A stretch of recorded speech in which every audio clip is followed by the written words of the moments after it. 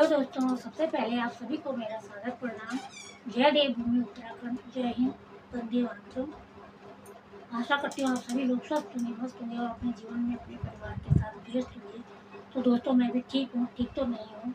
मेरी भी थोड़ा काफ़ी स्वास्थ्य समस्या हो रही है आजकल, ये मौसम परिवर्तन की वजह से।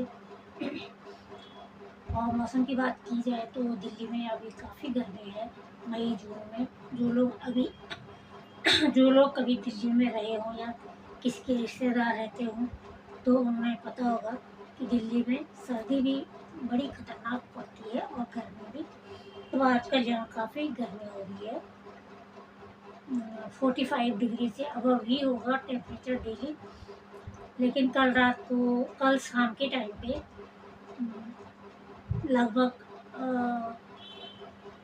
5:30 बजे के लगभग आंधी तूफान के साथ तेज़ बारिश भी हुई है। थोड़ा सा मौसम में राहत मिली है, इतनी राहत तो नहीं है। दिल्ली में मई जून की बारिश का कोई भी असर नहीं पड़ता है। तो दोस्तों, जैसे कि आप सभी को पता होगा, सबसे पहले तो मैं क्षमा चाहूँगी कि मैं काफ़ी दिन बाद चैनल पे वीडियो डाल रही हूँ। वैसे मैं शॉर्ट वीडियोस तो अपलोड करती रहती हूँ, प्रकृति से संबंधित, परंपराओं से संबंधित, संस्कृति से संबंधित, या जो हमारे जीव जंतु हैं, पालतू या जो स्ट्रीट डॉग वगैरह, उनसे संबंधित मैं डालती रहती हूँ शॉर्ट वीडियोस।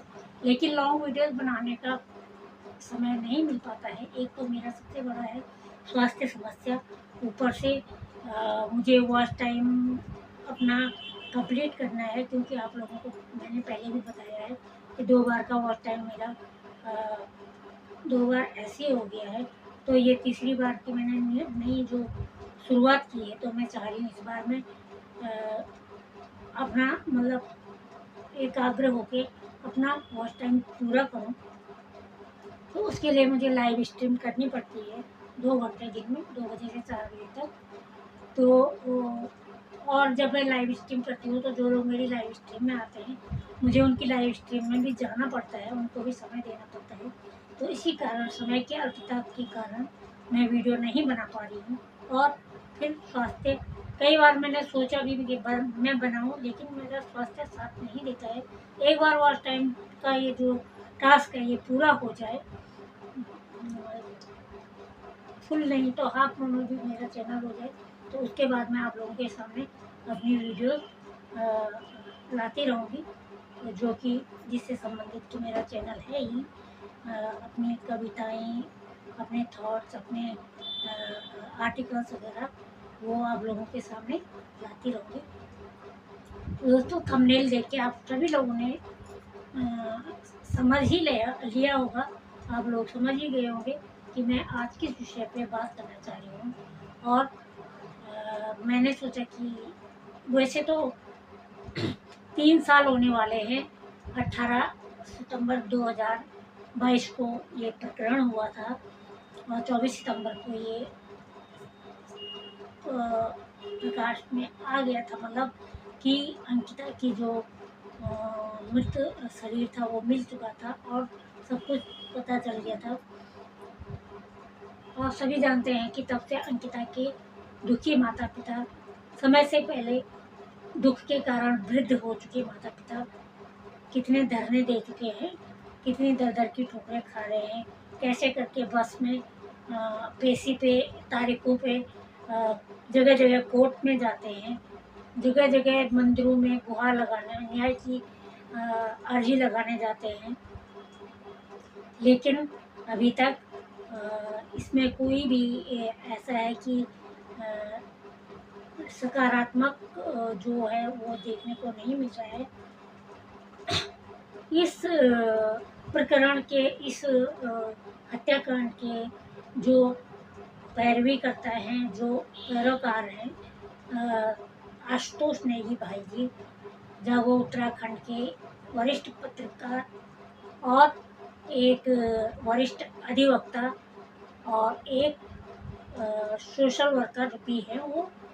और अब तो वो हमारी उत्तराखंड की क्षेत्रीय पार्टी के उत्तराखंड क्रांति दल के वो भी हैं, नेता भी हैं, क्योंकि उन्होंने अंकिता को न्याय दिलाने के लिए ये राजनीति का रास्ता भी चुना। उन्होंने सोचा कि अगर जनता सचमुच बेटी के लिए न्याय चाहती होगी तो मैं अगर उत्तराखंड क्रांति दल से लोकसभा चुनाव में उठूं और लोगों का बेटी के प्रति कोई हो कि बेटी को न्याय मिल सके, तो हो सकता है मैं जीत जाऊं और मैं इससे विधानसभा में जाऊं और वहाँ पे इस प्रकरण के लिए अंकिता को न्याय दिलाने के लिए आवाज़ उठाऊं। लेकिन वही है ना, मतलब थोड़े दिन के लिए 2-4 महीने के लिए सभी ने हो हल्ला किया, सभी ने justice for Ankita Bhandari hashtag ये किया, लेकिन सब लोग भूल जाते हैं समय के साथ साथ। याद रहता है तो सिर्फ उन माता पिता को, याद रहता है तो सिर्फ उस माँ को जिसने 9 महीने तक अपने बच्ची को पेट में उसको महसूस किया है। याद रहता है तो उस पिता को जिसने अपनी बिटिया के हाथ की कभी चाय पी होगी, रोटी खाई होगी, उसको अपने हाथों में खिलाया होगा, उसको देख के हंसे होंगे और उसको हंसाया होगा, तो याद उन्हीं को रहता है। याद होगा तो उस भाई को जिसकी कलाई खाली होगी रक्षाबंधन के दिन। तो दोस्तों, इस बारे में मुझे नहीं लगता कि कोई भी यूट्यूबर कोई बात कर रहा है, तो मुझे लगा कि एक बेटी होने के नाते, किसी पिता की, किसी माता की बेटी होने के नाते मुझे भी इस विषय पे कुछ बोलना चाहिए। नहीं चाहे मुझे व्यूज़ ना आए, व्यूज़ न करे कोई लाइक, और ना ही मेरा इस वीडियो से किसी राजनीतिक दल विशेष से कोई के प्रति कोई वो है विरोध है, ना किसी के प्रति कोई समर्थन है, क्योंकि देश का जवान, किसान और देश की बेटियां न किसी राजनीतिक दल विशेष राजनीतिक दल की होती है और न किसी की किसी राजनीतिक दल की होती है। इसमें न राजनीति होनी चाहिए और न इसमें किसी दल विशेष को समर्थन या विरोध करना चाहिए। बेटियां सबकी होती हैं, जवान सभी के होते हैं, किसान सभी के होते हैं। जवान से नाते सभी की रक्षा करना है। देश के हर राजनीतिक दल का जवान रक्षा कर रहा है, सभी की रक्षा वो जवान कर रहा है, सभी को अन्न वो किसान दे रहा है और बेटियां सभी की होती हैं, चाहे वो किसी भी दल का हो। तो इसमें चाहे आप लोग मेरे व्यूअर्स में से, मेरे यूट्यूब फैमिली मेम्बर्स में से किसी भी राजनीतिक दल को जो फॉलो करता है या किसी का समर्थन करता है, तो आप लोग इसको राजनीति से ना लें। ये बेटियां सबकी होती हैं, बेटी के लिए कोई राजनीति नहीं है, जवान के लिए कोई राजनीति नहीं, किसान के लिए कोई राजनीति नहीं। तो हम सबको इसके लिए आवाज़ उठानी चाहिए। और आप सभी को पता है कि आज कोटद्वार जिला न्यायालय में इस अंकिता भंडारी हत्याकांड के का अहम फैसला आने वाला है। तो मैं भगवान, आज है शुक्रवार, शायद आज शुक्रवार है या नहीं, आज बृहस्पतिवार है या कुछ, आज है शुक्रवार। तो मैं भगवान से यही प्रार्थना करती हूँ कि भगवान अंकिता को न्याय मिले, उस बेटी को न्याय मिले। आज शुक्रवार है, मेरी आराध्य देवी है माँ संतोषी, आज देवी माता का वार है और बेटियां भी देवी का रूप होती हैं। तो मैं माँ से यही प्रार्थना करती हूँ कि हे माँ, उस माता को न्याय मिले जो 3 सालों से दर दर भटक रही है, धरना दे रही है और शासन प्रशासन की प्रताड़ना का शिकार भी हो रही है। उस पिता को न्याय मिले जिसने बेटी का कन्यादान करना था, बेटी को विदा करना था। उस भाई को न्याय मिले जिसने राखी बनवानी थी और अपनी बहन की डोली को कंधा देना था, लेकिन उन्होंने उसकी अर्थी को कंधा दिया। तो यही मेरी वो है। आप सभी भी अंकिता भंडारी के लिए कम से कम प्लीज़ कमेंट में ज़रूर लिखें hashtag justice for Ankita Bhandari. तो आशा करती हूँ कि आज अंकिता भंडारी को न्याय मिलेगा, गुनहगारों को कड़ी से कड़ी सज़ा मिलेगी, जो भी बनती है उनके गुनाह के लिए जो भी सज़ा बनती है, जो भी हमारे संविधान में कड़ी से कड़ी सज़ा हो वो उन्हें मिलनी चाहिए, ताकि कल को कोई भी किसी भी बेटी के प्रति इस प्रकार का जघन्य अपराध करने से पहले 100 बार सोचे और कोई ये न कर पाए। देवभूमि जैसे पवित्र स्थल में, पावन भूमि में कोई ऐसा जघन्य अपराध न कर पाए। तो इसमें चाहे कोई नेता, अभिनेता, शासन प्रशासन का कोई भी अधिकारी, वरिष्ठ अधिकारी, कोई भी कर्मचारी सम्मिलित हो तो उनको कड़ी से कड़ी सजा मिले अपराधियों के अलावा। यही मेरी वकालत है और यही मेरी अपने माननीय न्यायालय से यही मेरी अपेक्षा है कि उनको सज़ा मिले और उन माता पिता को, उनके कलेजे को ठंडक पहुँचे। अंकिता भंडारी की आत्मा को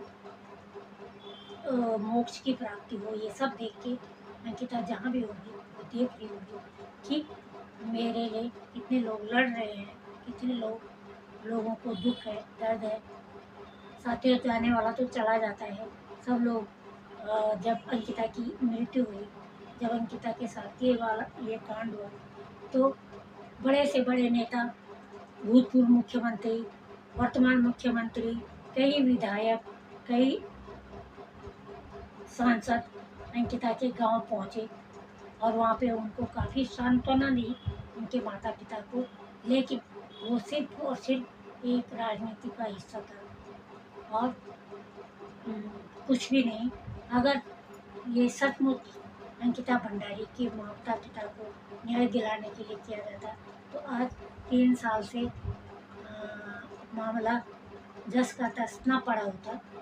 और जो लड़ रहे हैं उसके लिए उनको झूठे केसों में बार बार न्यायिक हिरासत में न जाना पड़ता। आशुतोष नेगी भाई जी को और एक आशीष नेगी है कोई वगैरह की, तो इन लोगों को न्यायिक हिरासत में न जाना पड़ता। तो आप लोग भी अंकिता भंडारी के लिए न्याय के लिए, बुरे माता पिता के लिए ज़रूर प्रार्थना कीजिएगा और कमेंट में hashtag justice for Ankita Bhandari ज़रूर लिखिएगा।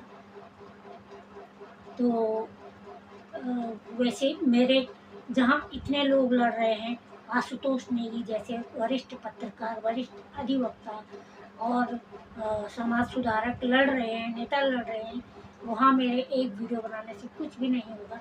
लेकिन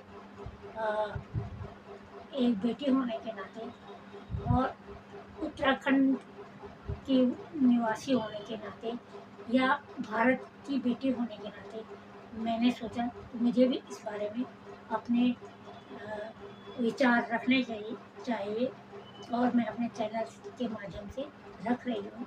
तो दोस्तों, आज के लिए इतना ही। आप देखते हैं कि अंकिता भंडारी केस के बारे में आज क्या फैसला आता है। हमारा शासन प्रशासन, हमारे माननीय न्यायालय क्या फैसला करता है, क्या अपराधियों को क्या दंड मिलता है, तो इसी की प्रतीक्षा है। तो आज के लिए इतना ही। फिर मिलती हूँ आपको ऐसी ही किसी वीडियो के साथ या अपनी किसी कविता के साथ, अपनी स्वरचित कविता, कहानी, आर्टिकल्स वगैरह के साथ। और दोस्तों, मैं 2 से 4 बजे तक हमेशा लाइव आती हूँ 2 घंटे। तो आप सभी लोगों में से जो लोग मेरी लाइव स्ट्रीम में जुड़ना चाहते हैं तो आप जुड़ सकते हैं। 2 बजे तक मैं आती हूँ। अगर कभी लेट हो जाता है तो 2:15 या 2:30 भी हो जाते हैं, लेकिन मेरी लाइव स्ट्रीम 2 घंटे की होती है। तो आज के लिए इतना ही। आशा करती हूँ आपको इस विषय में मेरे विचार पसंद आए होंगे। यदि आपको पसंद आए तो प्लीज़ वीडियो को लाइक कीजिएगा, कमेंट्स करके अपनी प्रतिक्रिया ज़रूर दीजिएगा। प्रतिक्रिया ना भी दे तो जस्टिस फॉर अंकिता भंडारी ज़रूर लिखिएगा। और जो मेरे व्यूवर्स हैं जिन्होंने अभी तक मेरा चैनल सब्सक्राइब नहीं किया है तो चैनल को सब्सक्राइब कीजिएगा। सब्सक्राइब करने के बाद बेल आइकन ज़रूर दबाइएगा और ऑल वाला ऑप्शन क्लिक कीजिएगा, ताकि मैं अपने चैनल पे कोई भी वीडियो अपलोड करूँ तो आपके मोबाइल स्क्रीन पे नोटिफिकेशन आ जाए और आप मेरी वीडियो सबसे पहले देखें। तो आज के लिए इतना ही। फिर मिलते हैं आपको एक नई वीडियो के साथ, एक नई एनर्जी के साथ। तब तक के लिए आप सभी लोग स्वस्थ रहिए, मस्त रहिए, हंसते रहिए, मुस्कुराते रहिए, गुनगुनाते रहिए, पॉजिटिव रहिए और पॉजिटिव सोचिए, खुश रहिए और दूसरों को खुश रखिए अपने अच्छे विचारों से, अपनी अच्छी भावनाओं से, अपने अच्छे बातों से। तो दोस्तों आज के लिए इतना ही। जय देव भूमि उत्तराखंड, जय हिंद, वंदे मातरम। आप सभी को मेरा सादर प्रणाम।